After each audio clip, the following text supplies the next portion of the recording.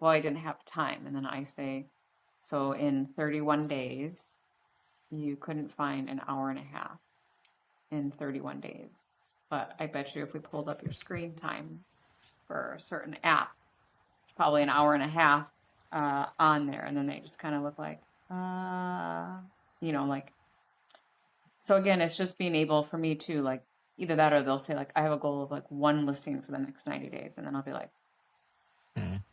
I mean, are we talking to people? Welcome to the LeadingLane podcast for real estate pros by real estate pros with your hosts, Ashley Frederick and Stephen Birch. If you're looking for an honest, authentic, and raw perspective, you found it. Thank you for tuning into the Leading Lane podcast. Today, we're going to talk about what I stole from Ashley and her leadership and maybe lighting a little bit of fire underneath our team, trying to get them to come up with a plan. And what we're going to talk about is a sprint, essentially, or a surge that you call it, a 90-day plan that you put together, correct, for your team, and they get to be able to choose. So my first question is, why 90 days? What does that look like? And tell us what it is and where you're at with it now. Yeah. So I always do an annual review with people in which I have them pick out their numbers and stuff like that, which I'll still continue to do because I think it's good to have an overall basis. But I also think that like the market's so different that it changes so fast. Like either it can go slower than we expected, faster than we expected, that I want people's numbers to move with them and move with the market. And so that if we had a high goal and then the market dropped off, like you're not stuck in this unattainable goal, which to people then just doesn't get done or whatnot. So earlier this year, I felt like there was just a little bit of a lack of like daily activities, lack of understanding that what you do today affects 60 days from now, 90 days from now. So I originally did a 90-day sprint, which I think was like March, April, May. And then that went well and turned it into a summer surge, which was June, July, and August. So we are finishing up our summer surge. We have 2 weeks left. And I do believe that I will do the end of the year. I'll have to come up with some name for the last 90 days. But within the 90-day program, more or less, I had them, rate what they did well or didn't do well in the last 90 days. What are you proud of? What did you fall short of? Is there something that you projected that didn't expect reality, and why? I guess I want people to really spend the time to look back at why things didn't match or what went well. Like someone was a lot busier. They had also done like 9 open houses. Like, could you see how maybe that correlated? Or they went to 5 lender lunches and now they're busier. So I'm trying to show people that there's correlations as to why they're maybe busy or not busy. My lights are going to sit like this for a while. One question that I like is like one thing that you learned about yourself as an agent during your last 90 days. And I think it's a self-awareness type of thing of I was making excuses, or I'm not allotting enough time to do social media, or I hate social media, or I like social media, whatever that might be. So I think reflection is always ideal. But there's 3 levels. It's basically like steady, and the way that I have that is like it's best for agents that are managing life transitions, rebuilding, prioritizing quality over volume, which I think a lot of people need to understand too. But like we've had people that have had loved ones pass away this year. We've had people that have had some health scares. And so I think it's me wanting them to be aware that they might be in the middle of a life change. So maybe it's not best to go all in and focus on just steadiness. Strong is more like actively building their pipeline, ready to stretch what they're currently doing and committing to a strong finish. So like if you're going to do 4 open houses, you're going to do them and making sure that you're sticking with them. And then all in is like high output, chasing aggressive goals, looking to dominate, scaling fast, fueled, fired up, want to make a difference in their income, the way that they're doing things. So within those, I normally break it down by things that they would do within that time frame. Mm-hmm. So like a certain number of conversations, a certain number of CMAs, certain number of open houses, networking events, office days, meaning that certain days they're going to commit to being in the office per week. Database touches, which a lot of people forget. That's one of the easiest ways to find business. And videos. So like it's different numbers per whatever level that you're in. So I let them choose what they want to be in. And then that's what we're holding them accountable for. Also then like listings taken, buyers under contract, and closings are the goals that I'm having them. And like it's interesting because you're also talking about like what you did the last 90 days. So if you're saying you're gonna have 5 goals, or I'm sorry, 5 closings, like well, okay, well you already have 5 closings set on the board. So I don't want 5 because you already know you're guaranteed 5. So what is it when you're accounting for more? And then I just had like one big goal for that time frame. So whether that's personal, professional, or both, like what's something, just one big goal that doesn't have to be. And there's areas where like they say like for sure I'm going to stay in touch with these 5 clients. These 5 clients I want to reconnect with, and then these 5 are new leads that I'll nurture. So it's just 5, like just 5 to start with.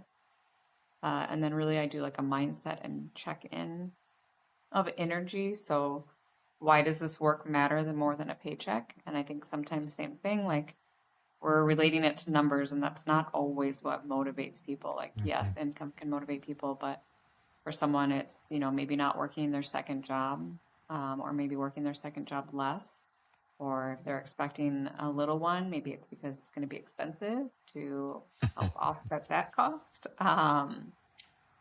When I feel like quitting or coasting, what should I remind myself? And so I'm having them like write all these things down. What do I need from my broker and or my team? And then there's kind of like a tracking sheet for them. But what I have found over the last 6 months now of basically doing this is that, our numbers are extremely strong. We had a fantastic year last year. We're ahead of the numbers that we had last year, which I think it's a tough market right now. I think that things aren't moving like they were. There are certain things that do, but time on market, expired listings are way more prevalent than they were. You got to remember too that some of these agents have been in real estate for 5 years now, and they've never experienced a home sale contingency. It's all new to them, all new learning.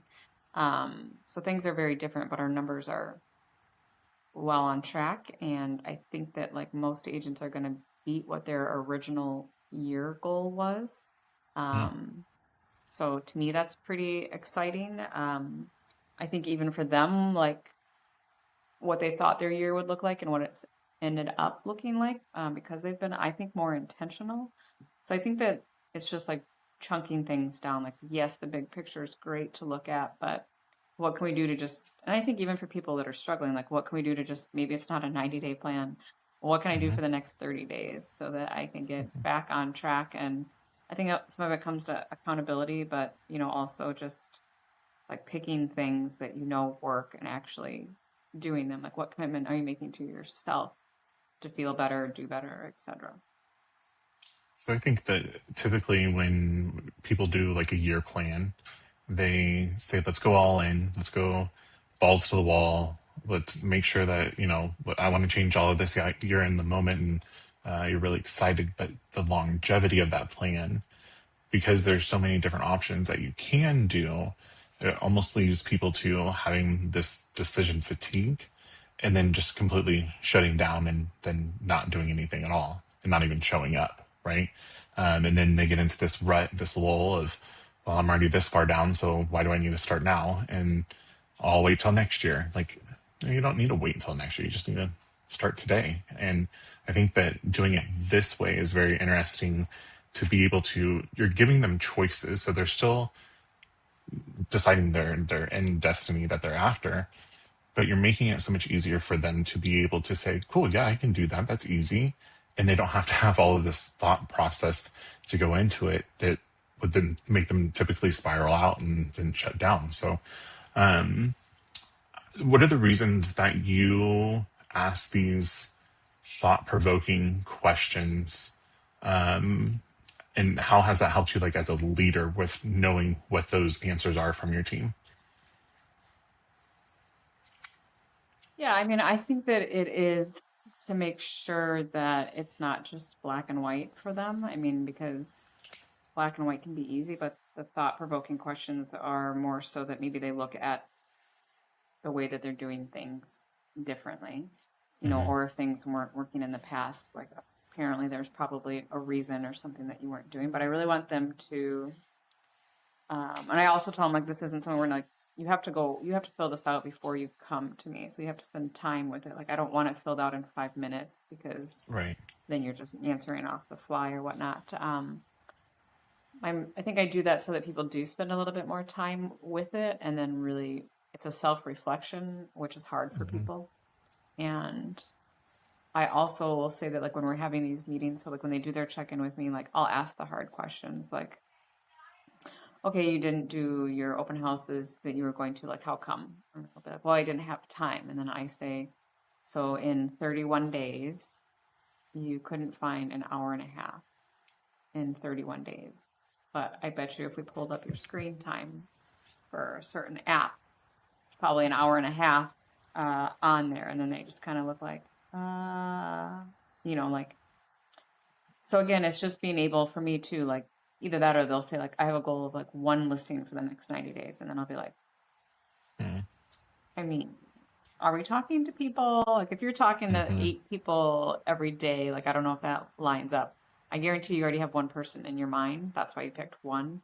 That's not propelling us to do more. Like we have to find the people that aren't out there. And I guess I tell people that I think when you start making goals, like I want to do 4 listings, like your mind automatically picks up things that you weren't necessarily thinking about before, Right. or a Right. conversation that you didn't think about, or it's just different. I think when you have different goals that you want to get to, your mind goes different places to find that. I don't know if So that answers do your you, question. yeah, you did. Do you think, well, first, let's establish, do other brokers do this type of thing? Do you think it's common for other brokers to do this type of activity with their agents? No, definitely not in my market. Yeah. So I think from a even from a national level, looking at the statistics of the failure rate of realtors and being able to basically flip that. You want your agents to be successful on the other side of that. Not every broker is like that. And you're still producing, you're doing multiple other different things. So how does how do you think that if you weren't like a regular typical quote unquote broker that wouldn't be doing this, what do you think would happen to your agents that are currently with you? Well, how would their career be different? Yeah, I honestly just don't think that they would be as successful as they are today. Right, I'm aware of other brokerages, and it's a free for all. There's no training, there's no accountability, there's no goal Hmm. setting. So like, I think it's interesting. People like to pick brokerages off of like a number. Like they think that there's a split that makes sense for them, and that's going to be the cat's meow because the split is higher than someone else's. And I think it's really important to ask other questions about the brokerage, like, do you offer any trainings? Like, are there, they don't necessarily know to ask about is there accountability meetings, but if you were to ask brokerages like what make themselves different, that would probably come up. I think people too just it is like a, cutthroat industry, if you will, which I'm thankful that like our office isn't that way, but you are all each independent contractors, so you could look at doing trainings together as, I mean, you and I have felt it at, a convention that we went to that people didn't want to share any knowledge because they're with competitors or whatnot. I mean, like we're all competitors, but really it goes back to, I say like there's enough business for all of us. But if we're helping each other do better and be better, then I would hope that when they're the agent on the other transaction, it's that much smoother because they've Hmm. been trained well, they've been trained by me so that things go smoother. They know how to deal with the issues that, come up unexpectedly. But if you're an agent like floundering out there that has no training or, doesn't have accountability, like I think it would be really tough in this market to sustain. So I think that it's what makes a difference between someone being able to have this like as their full-time career versus just a side hobby.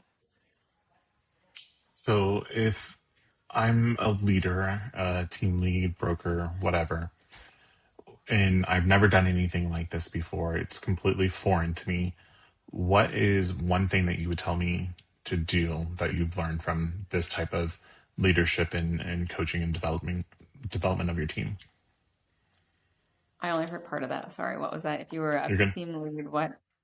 So if I've never done this before, right? I've never done any sort of activity like this with my team before. What is one thing that you would tell me to do that you've learned that I must do to make this successful? Yeah, I think it's meeting in person with them for one. I know that that's maybe not all areas. There's a lot of, Mhm. virtual, but at least if it's like a virtual face to face, I think that these are conversations that have to be had, like not over text message or not just a simple Right. email back. I think when you're sitting in a room with someone up that then you can address, or you can maybe see it in their face, the way that they're answering a question doesn't necessarily correlate with what they've said. But I think it's just having a set plan. So, I mean, obviously AI helped me with this plan of how I wanted to look like, but whatever that looks like for your office or your area, like telling maybe chat like what you're struggling with, what you'd like your agents to be able to accomplish, helping to set that plan out. So I think one, it's having the actual plan, like something that people can write down, someone can look Mhm. back at, um, and keeping it like a whole approach. It's not just heavy on like how many closings are you going to have? It's the things that make things happen. How many people are you talking to? How many open houses are you doing? So I think focusing on like the daily activities for agents, what that can translate to, and sitting down with them and holding them accountable and asking the hard questions. Love it. Well, I appreciate you allowing me to steal this from you and do it within our office. And I have a couple of agents I'm doing a little bit more one-on-one and planning with, and just as a group, just to help them along. So I appreciate you always sharing your knowledge. And thank you guys for tuning into the Leading Lane podcast, and tune into the next one. If you've enjoyed today's episode, please like, subscribe, and share with others. Stay connected for more genuine insights and strategies to boost your real estate career on Facebook, or check out our website. We'll see you next time.